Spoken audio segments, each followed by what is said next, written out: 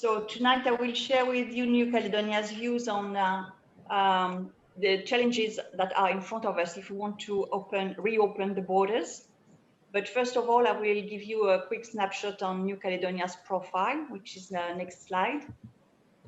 So New Caledonia is a French overseas territory, and as such has some specific relations with the EU. New Caledonia has its own government, and France is represented in Nouméa by a High Commissioner. It is a small archipelago which has a huge economic exclusive zone, and the French maritime forces provide assistance in the monitoring operations. We had in 2008 the World Heritage UNESCO granting the label for the 6 lagoon areas, acknowledging the reef and the fish diversity. Next, please. New Caledonia is enjoying a COVID-free status, and this was mainly possible because of the quick responses to the pandemic outbreak that were brought by the government. And first of all, we had the travel restrictions that were decided in February 2020 until October this year. And then we had another outbreak in March, while we had the sanitary bubble with Wallis and Futuna, and the authorities decided to stop the bubble early in March in order to stop the outbreak spread in New Caledonia. So mainly in 2020, all these decisions were based on the safety and the well-being of communities. And there were an emergency concern which brought together all local institutions, I mean, civil society, customary authorities, medical experts, driven together to make the right decision for the population, which was the first concern. And when New Caledonia decided to have this travel bubble with Wallis and Futuna, we had this experience for a few months, but then, of course, it is a question of confidence, as the presenters mentioned before, a confidence, but there is also a concern on the level of disinfection, the level of the emergency that can be handled, the level of assistance and medical care. And when there was this outbreak in February and some cases coming to New Caledonia, the decision was very quick to stop this sanitary bubble. So at that time, we had 4 weeks containment, one in 2020 and the other one in March. And our authorities managed to track and isolate the contact cases and treat more than 60 cases at hospital. And which is now, as a result, New Caledonia has recorded 128 cases, but no disease resulting from the COVID-19. Next slide, please. The success of this strategy mainly relied on official communication and information through institutional, customary authorities, with regular updates. I think that the confidence and transparency was very important for the population to understand what was happening and how things were moving. And we had the government having very regular press releases, and the customary authorities supporting the COVID-19 prevention measures as well. And we had these awareness campaigns on TV and radio. On the other hand, we had an expert steering committee put in place very quickly. It was able to draft some health protocol for travelers, systemic testing rollout, and the mandatory quarantine in hotels, dedicated hotels. So it was 14 days quarantine, but it has recently been reduced to 7 days for vaccinated travelers. And the vaccination campaign has been launched in January 2021.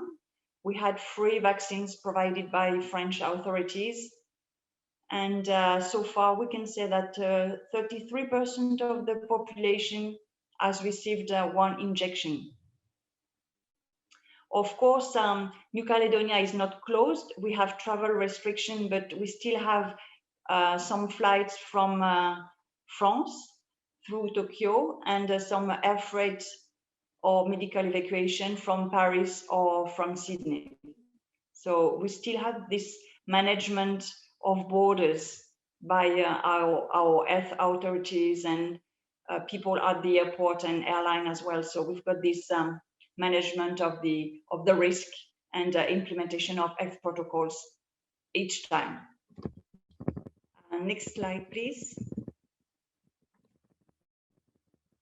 Like prior to the COVID-19, New Caledonia welcomed more than 130,000 tourists, which was quite a landmark number of visitors after 5 years steady increase. It may not be a lot compared to other countries, but for New Caledonia, it was quite a record number. We had some cruise companies visiting the country, on top of which Carnival, an Australian company, visited up to 4 port of calls in New Caledonia and Royalty Island and the Isle of Pine. And these port of call were among the top ranking destination in travelers survey.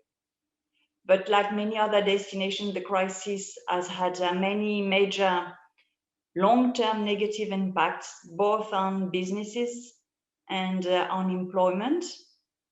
And the government decided to adopt emergency economic measures in the form of financial support from the local government, such as income support programs, subsidies to businesses, and social protection and tax relief measures, which is really important for the running of the businesses.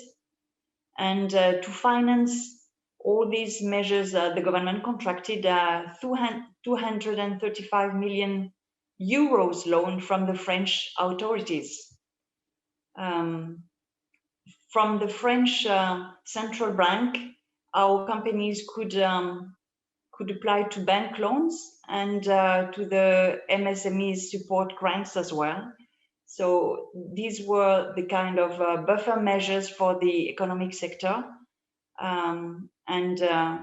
Not only the tourism, but the tourism is on the long term the most affected by this crisis.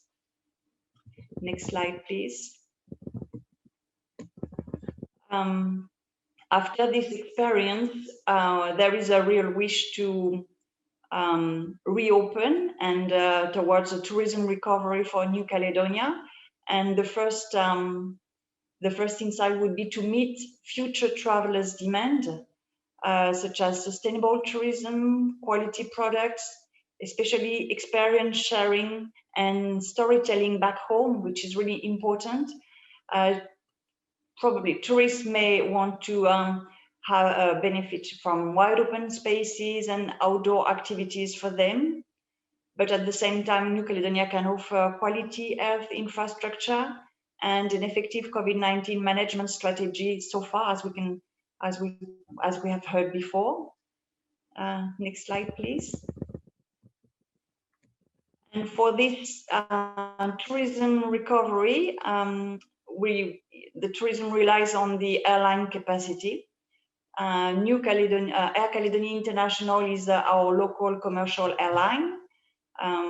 This company has brand new aircraft, has crew health protocols regularly controlled and monitored by our health authorities. And this company operates direct connectivity, direct flight to 7 countries, such as Australia, New Zealand, Japan, and more in the region. The target market for this company are Australia, New Zealand, and Japan in the near future. Next slide, please. Close to the airline company, we also have the airport, which can show the willingness of New Caledonia to prove its capacity to have safe quality for travelers. The airport is committed to adopt and implement a sustainable operation process. For example, actively reducing its carbon emission. Therefore, the airport undertook the Airport Carbon Accreditation Program back in 2018. And this initiative will be fostered with the solar farm project that is ongoing. It's a 8,000 square meters solar farm. Inside the airport, the crew also implemented a COVID-19 risk management matrix with the protection screening, distancing, cleaning, and information for travelers. And very recently, the airport was accredited with the Airport Health Accreditation, which is the first step for the destination being safe travel by the World Tourism Trade Organization. Next slide, please.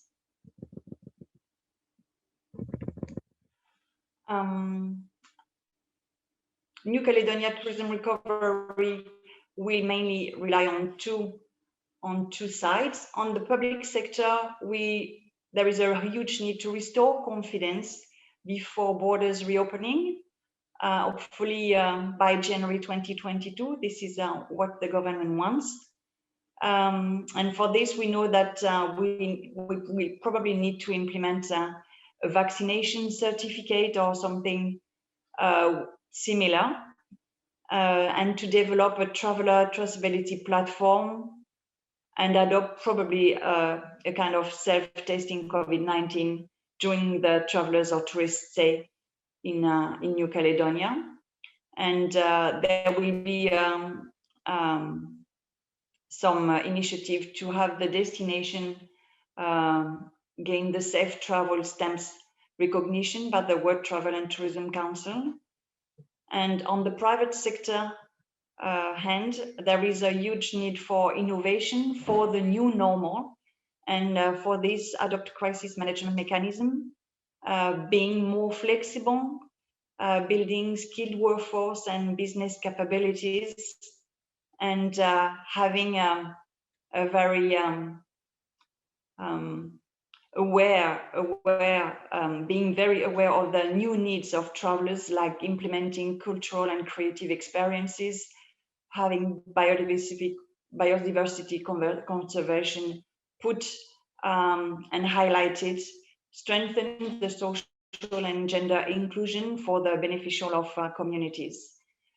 These were some of the stakeholders' main proposal for tourism recovery, and we will work with this in order to have the destination reopened by next year, by the next holiday period, holiday season.